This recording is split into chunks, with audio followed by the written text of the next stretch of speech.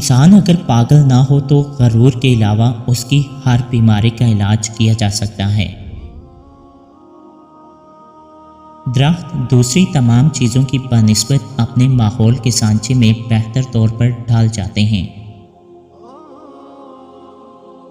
اکثر لوگ چوری سے محض اس لیے بچ رہتے ہیں کہ وہ چیز کو مغفل پاتے ہیں۔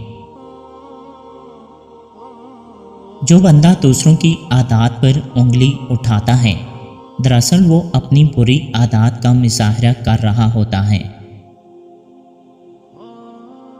خوشامد بے وقوفوں اور جاہلوں کی غذا ہے۔ اس کے باوجود بعض اہل تمیز بھی اس غذا سے بہرور ہونے کو مذموم نہیں سمجھتے۔ معمولی سے معمولی انسان بھی دوسروں پر کچھ نہ کچھ اچھا یا برا اثر ضرور ڈالتے ہیں۔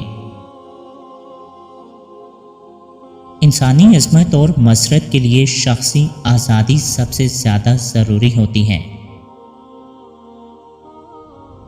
ہر بے وقوف کو اس کی تعریف کرنے والا کوئی اور زیادہ بے وقوف ضرور ملتا ہے۔ کچھ لوگ غور و فکر کے لیے پڑھتے ہیں اور ایسے لوگ بہت ہی کم ہیں۔ کچھ لوگ لکھنے کے لیے پڑھتے ہیں، ایسے لوگ عام ہیں، اور کچھ لوگ صرف گفتگو کرنے کے لیے پڑھتے ہیں، ایسے لوگوں کی تعداد بہت زیادہ ہوتی ہے۔ وقت ایک دولت ہے، ہمیں اس کے متعلق اسلاف کا سلوک کرنا واجب نہیں۔